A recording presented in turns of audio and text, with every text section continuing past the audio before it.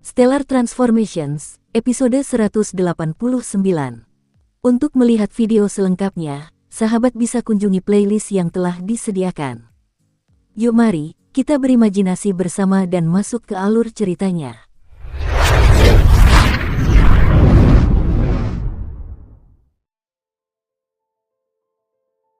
Kedua tetua itu, Liu Minghan dan pemimpin klan Liu, merasa sesak napas.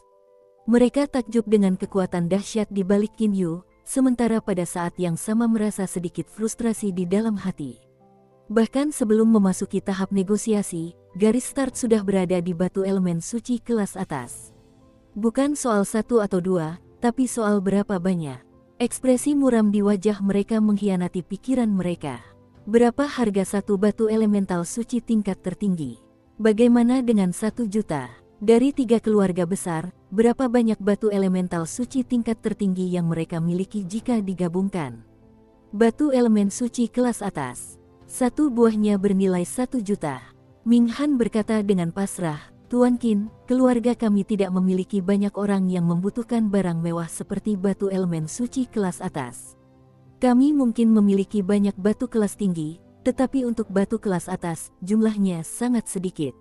Dalam operasi normal, klan Liu memang memiliki aset senilai 100 juta batu, tetapi mereka tidak mampu menggunakan batu elemen suci kelas atas. Biasanya, mereka menggunakan batu kelas rendah, kelas menengah, dan jarang sekali kelas tinggi. "Tuan Liu, apa yang harus kita lakukan?" Qin Yu menghela napas kesal, "Anda sudah memberi saya peta bintang dan membantu saya. Saya juga akan memberikan 2 batu elemen suci kelas atas kepada paman bela diri saya untuk membantu tujuan Anda. Tapi tentu saja, sisanya terserah Anda. Saya berani mengatakan, kurang dari 10 buah mungkin tidak akan sepadan dengan mata paman bela diri saya." Kedua tetua itu saling pandang dengan saksama, tidak yakin bagaimana harus bertindak. Mereka tidak berbicara atau menggunakan komunikasi suara untuk mendiskusikan apapun, mereka hanya saling menatap dengan tercengang. Berdiri di sisi kursi sang guru, Zhang Yuan tampak samar-samar menyembunyikan wajahnya di balik kedok ketulusan. Mulut pria itu terkatup rapat, tanpa sedikit pun perubahan ekspresi, tetapi di balik wajah itu, ia tertawa terbahak-bahak hingga perutnya terasa sakit.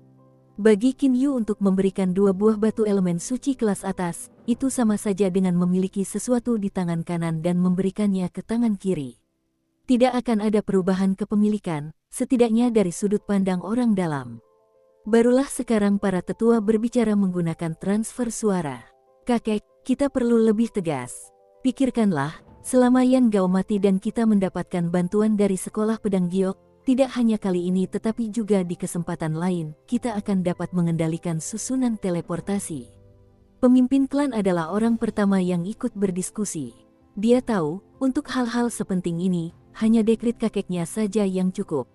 Seperti anak kecil yang tak sabar, pemimpin klan menunggu Minghan, tetapi Minghan kesulitan mengambil keputusan.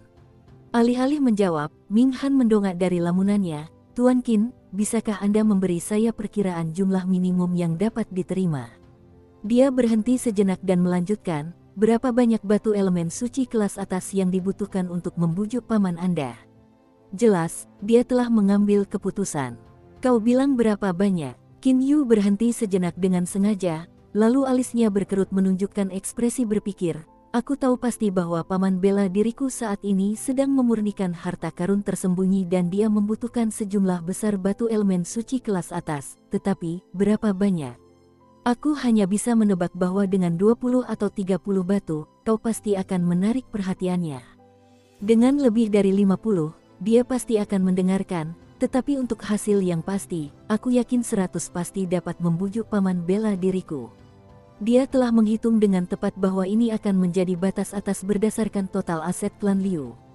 Bagaimana dia akan memimpin mereka akan bergantung pada penanganannya yang cermat. Minghan menjawab dengan anggukan, "Baiklah, Tuan Qin. Meskipun keluarga saya tidak memiliki banyak batu elemen suci kelas atas, saya akan pergi dari sini dan memikirkannya. Suatu saat nanti saya harus merepotkan Tuan Qin lagi. Jangan khawatir sama sekali. Anda sudah memberi saya peta bintang gugusan bintang Teluk Indigo ini, bagaimana mungkin saya tidak membantu Anda sebisa mungkin?" Qin Yu tersenyum. Senyum yang polos dan jujur. Setelah urusan itu selesai, para tetua tidak berlama-lama dan segera meninggalkan kediaman tersebut. Di aula konferensi klan Liu, seorang pria parubaya yang tampak agak gemuk saat itu sedang berdiri memberikan tepuk tangan meriah, lalu segera membungkuk dan memberi hormat kepada Ming Han. Saya menyampaikan penghormatan saya kepada pemimpin klan yang agung. Ming Han menarik napas dalam-dalam dan berkata dengan nada rendah, Yun Fan, selama bertahun-tahun beroperasi, keluarga kami telah mempercayakan semua urusan perdagangan umum kepada Anda. Tetapi sekarang, saya memiliki tugas yang sangat penting untuk diberikan kepada Anda. Tetua Agung, silakan berikan perintah. Liu Yunfan menjawab tanpa ragu sedikit pun. Pria itu memegang posisi tinggi dalam keluarga Liu, kekuasaannya terletak pada kenyataan bahwa seluruh bisnis keluarga berada di bawah kendalinya. Sang patriark, Ming Han, menyerahkan cincin penyimpanan ruang miliknya kepada Yunfan, dan berkata, di sini terdapat banyak batu elemen suci tingkat tinggi dan menengah, aku ingin kau mengubahnya menjadi batu elemen suci tingkat atas. Permintaan itu mengejutkan Yunfan. Biasanya, seluruh kekayaan keluarga disimpan oleh para tetua dan kepala keluarga, yang lingkaran penyimpanannya membentuk gudang keluarga. Secara khusus, kepala keluarga Liu, yang lingkaran penyimpanannya berisi setidaknya sepertiga dari total aset seluruh keluarga. Ada sekitar 30 juta di sini, cobalah sebaik mungkin untuk menukarkannya dengan batu elemen suci kelas atas. Apapun yang bisa kau dapatkan, lakukanlah. Apapun hasilnya, biarlah begitu. Ming Han masih belum melepaskan cincin itu, dia memegang tangan Yun Fan dan mengucapkan setiap kata dengan jelas. Dengan konversi sederhana, 30 juta setara dengan 30 buah batu elemental suci kelas atas. Yun Fan tidak menunjukkan keterkejutannya terlalu jelas. Patriark klan, untuk jumlah sebesar ini dalam jangka waktu sesingkat ini, saya khawatir nilai tukarnya mungkin rendah dan tidak menguntungkan kita. Biasanya, siapapun yang memiliki batu permata kelas atas merasa terlalu repot untuk menukarkannya, sementara yang lain terlalu miskin untuk mampu membelinya. Bahkan para ahli hebat yang memilikinya pun enggan memiliki batu permata kelas bawah. Jika kita menemukan seseorang yang mungkin ingin berdagang, mereka kemungkinan besar akan meningkatkan harga beli mereka sendiri. Dalam hal itu, nilai tukarnya mungkin satu batu permata kelas atas untuk 110 batu permata kelas atas. Yun Fan dengan cepat menambahkan, mengapa kita tidak berdagang dalam jangka waktu yang lebih lama? Mungkin benar bahwa nilai uang pada tingkatan yang berbeda, misalnya satu uang kelas atas setara dengan 100 uang kelas atas, tetapi itu hanya dikenal sebagai nilai intrinsik. Jika seseorang ingin menukarkannya dengan uang kelas yang lebih tinggi, penjual harus menanggung kerugian dengan harga yang lebih rendah karena pembeli yang akan menentukan harga tukar. Hal yang sama dapat dikatakan tentang manik jimat transfer suara, nilai pasarnya sekitar 100.000 batu, tetapi pemurnian barang tersebut sangat sulit. Sebagian besar diperoleh dari pemurni langka di kota yang jauh. Selama perjalanan dari penjual ke pembeli, harganya akan meningkat menjadi sekitar 300.000 batu. Ming Han sudah mengetahui tentang kekurangan itu, cepatlah. Tidak apa-apa mengalami beberapa kerugian, tetapi yang terpenting adalah mengubahnya menjadi batu elemen suci kelas atas. Dia menatap Yun Fan dengan tegas. Karena sesepuh klan telah berbicara, tidak ada lagi yang perlu dikatakan. Yun Fan mengucapkan, Yun Fan tidak akan mengecewakan harapan sesepuh, lalu mengulurkan tangannya dan dengan hormat menerima sejumlah besar kekayaan di dalam cincin itu. Ming Han tidak meragukan kesetiaan orang itu, dan dia juga tidak khawatir Yun Fan mengambil uang itu untuk keuntungan pribadi mereka. Alasannya, setiap individu yang bertanggung jawab atas perdagangan dan keuangan keluarga harus mengucapkan sumpah darah kesetiaan sebelum diterima. Sumpah darah tidak boleh diremehkan, para pemegang sumpah akan menghadapi hukuman berat jika sumpah itu dilanggar. Pelanggaran akan mendatangkan murka surga. Hari-hari berlalu seperti aliran sungai. Seluruh bagian timur kota Liu Feng terdiri dari hutan dan padang rumput yang damai. Di atas padang rumput itu terdapat sebuah rumah besar yang terpencil dan tenang, yang dikenal sebagai Taman Bambu. Di dalamnya tinggal Qin Yu dan muridnya, Liu Hansu. Keduanya pindah ke sana setelah klan Liu memberi mereka tempat tinggal baru ini. Pada saat pemberian tanah milik ini, klan Liu juga menghadiahkan rombongan pelayan dan pengawal. seperti satu set lengkap. Mereka juga menetapkan bahwa tidak seorang pun boleh menyinggung atau mempermalukan tuan dari kebun bambu ini. Pengumuman ini telah menjadi sumber banyak desas-desus di kota Liu Feng. Banyak yang bergosip tentang identitas tuan dari kebun bambu ini. Di dalam taman bambu, seorang pelayan wanita sedang memimpin sekelompok tamu menuju inti taman bambu. Kelompok itu terdiri dari dua tetua yang sama seperti sebelumnya, Liu Minghan dan pemimpin klan di masa lalu. Melalui serangkaian lengkungan melingkar, kelompok itu mendekati hutan bambu yang lebat dengan cahaya lembut yang menyinari dari atas. Dalam sekejap, mereka tiba di sebuah lapangan terbuka, dan di tengah lapangan itu terdapat sebuah kolam besar, yang airnya sedikit beriak karena umpan pancing yang mengapung. Pemilik umpan dan joran pancing itu sedang duduk dan memancing dengan tenang.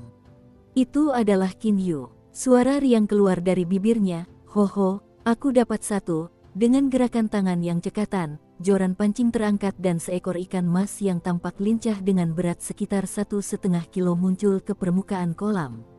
"Haha, Tuan Liu dan pemimpin klan Liu.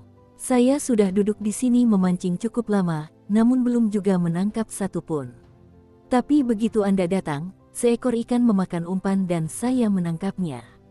Membuat Anda bertanya-tanya betapa misteriusnya itu, ya." Qin Yu dengan santai melempar joran ke samping dan menjatuhkan ikan ke dalam keranjang di dekatnya, lalu berdiri dari bangku batu.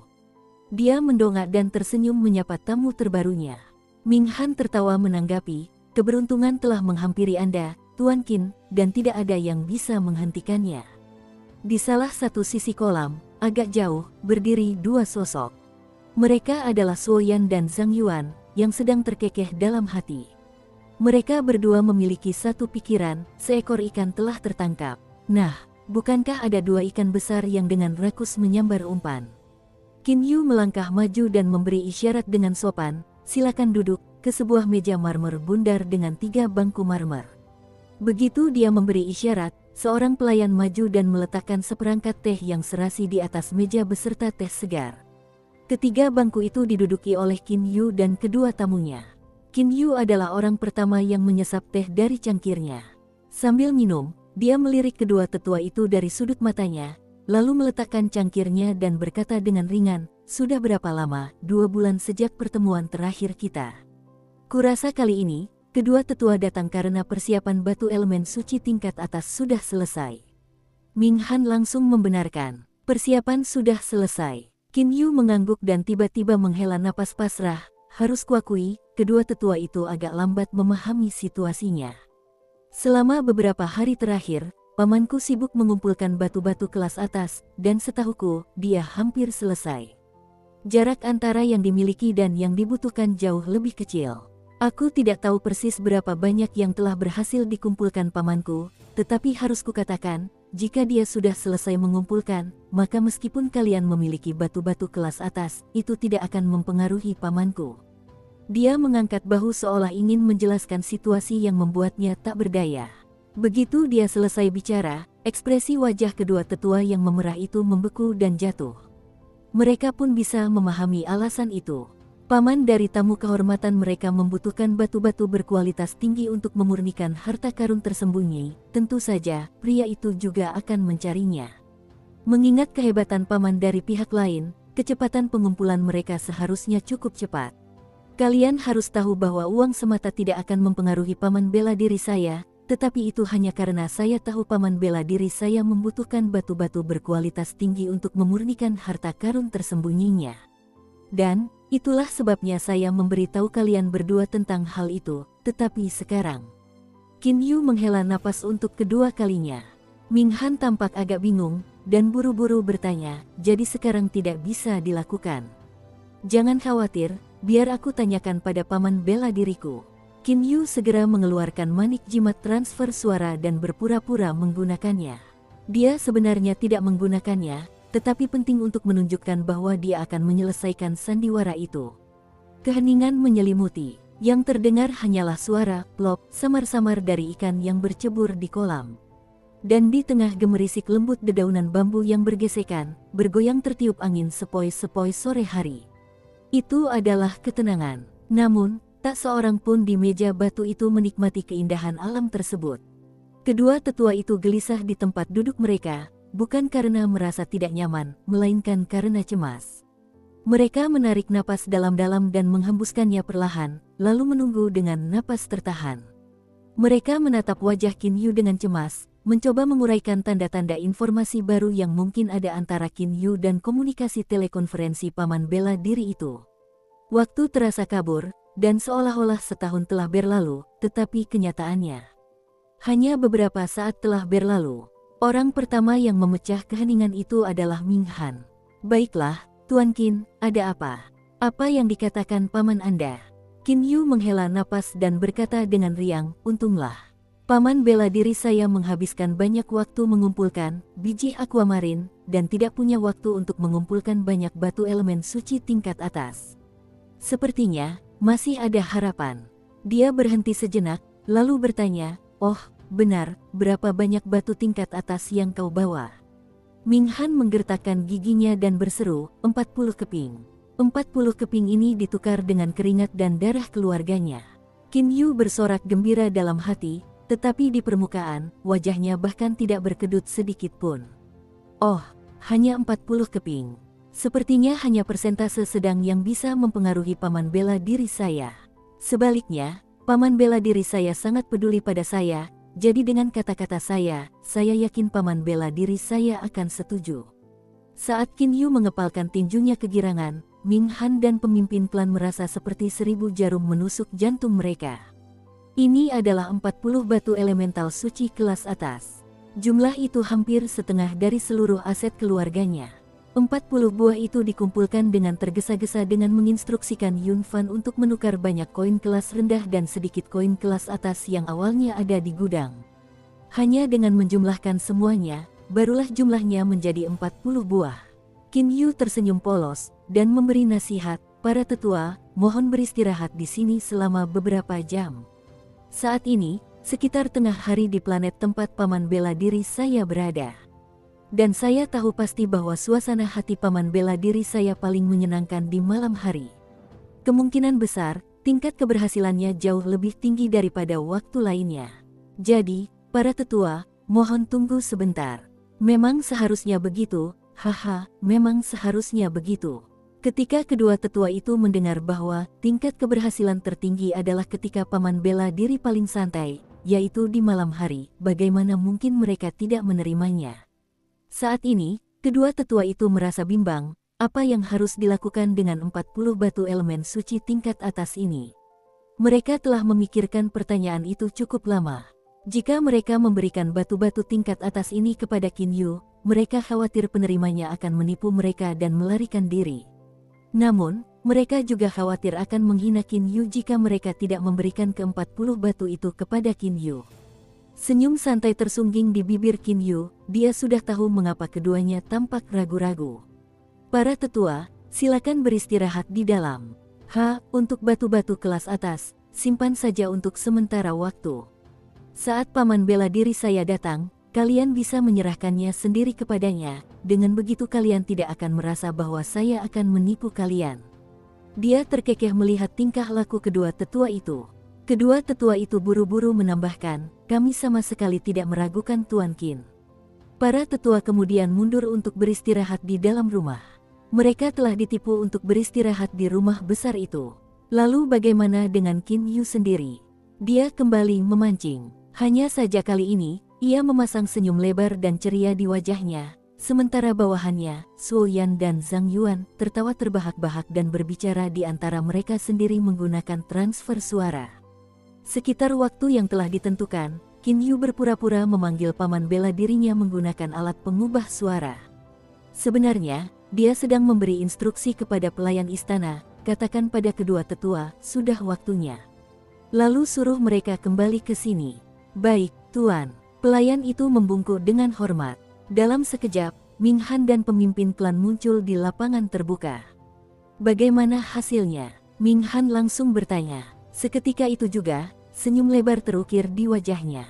"Selesai." Ming Han dan pemimpin klan saling memandang dan tertawa terbahak-bahak. Kahahaha. Keduanya saling tersenyum lebar, dan berseru, "Mulai hari ini, keluargaku, keluarga Liu, akan menjadi keluarga teratas di seluruh Ember Moon." Tidak ada sedikit pun rasa sakit karena telah menggunakan 40 batu tingkat atas sebelumnya.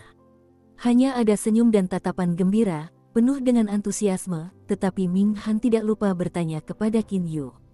Tuan Qin Yu, kapan paman Anda akan tiba? Qin Yu juga merasa senang, tetapi karena alasan yang berbeda, paman bela diri saya berada di galaksi aliran perak, dan melalui manik jimat transfer suara, dia telah menguraikan lokasi bulan ember. Dengan menggunakan teleportasi tingkat tinggi, dia akan segera datang ke sini. Saya kira dalam 1 jam dia akan muncul. 1 jam. Senyum merah muda di wajah para tetua melebar hingga tak terbatas. Jika mereka bisa membunuh Yan Gao, maka klan Yan akan tamat. 2 tetua, seperti yang sudah saya katakan sebelumnya, saya akan menambahkan 2 batu elemen suci tingkat atas lagi ke persembahan kalian. Ini dia 2 batu tingkat atas tersebut. Saat paman bela diri saya tiba, berikan kedua batu ini bersama 40 batu kalian kepadanya. Tapi, tentu saja, jangan katakan bahwa 2 batu tambahan itu dari saya. Qin Yu menyerahkan 2 batu tingkat atas kepada Ming Han. Ketika keduanya melihat Qin Yu memberikan 2 batu berkualitas tinggi dan mengatakan untuk tidak memberitahu paman bela dirinya, mereka merasa terharu. Mereka tidak pernah menyangka Tuan Qin ini akan menjadi orang yang begitu terhormat dan gagah berani. Tidak, ini bagaimana kita bisa menerimanya? Ming Han tiba-tiba menolak. Sementara Qin Yu memasang ekspresi marah yang sengaja dibuat-buat dan menjawab, jika kau tidak menerimanya, maka aku akan merasa kau tidak menghormatiku. Mendengar itu, kedua tetua tersebut tidak punya pilihan selain menerimanya. Namun tetap merasa lebih bersyukur di dalam hati mereka atas kepribadian Qin Yu yang terhormat. Sekitar 1 jam lagi, Qin Yu diam-diam memperkirakan bahwa waktunya sudah dekat, dan dengan sebuah pikiran, sesosok muncul di ruang udara di atas lapangan terbuka. Pendatang baru itu mengenakan jubah yang mengalir, memiliki punggung tegap dan postur yang tegas, memancarkan aura yang cemerlang. Di punggung pendatang baru itu terdapat gagang dan hulu pedang panjang emas yang megah. Semua orang di lapangan terbuka dapat merasakan kekuatan tatapan pendatang baru yang tak terukur, seperti seorang raja yang memandang rendah rakyatnya. Qin Yu langsung membungkuk dan memberi salam kepada paman bela dirinya, salam kepada paman bela diri. Kedua tetua itu mendongak sambil berdiri dari tempat duduk mereka, menatap Dewa Pedang Lan Feng dan dengan singkat melantunkan, Junior, Liu Ming Han dan Liu Yunlu memberi salam kepada senior. Sosok emas pendekar pedang abadi Lan Feng mengarahkan pandangan dinginnya ke bawah ke arah Qin Yu. Keponakan bela diri, apakah kau bilang, membunuh pendekar pedang abadi tingkat 6 untuk 42 batu elemen suci tingkat atas? Qin Yu buru-buru melirik Ming Han dan berkata, benar. Tuan Liu, tolong berikan jumlah batu tingkat atas tersebut kepada paman bela diri. Ming Han sudah bisa merasakan aura dominan dari pendekar pedang emas abadi di ruang udara di atasnya. Ia sendiri menarik napas tajam dan merasakan kekuatan pendatang baru ini, dan yakin bahwa orang ini lebih kuat dari Yan Gao.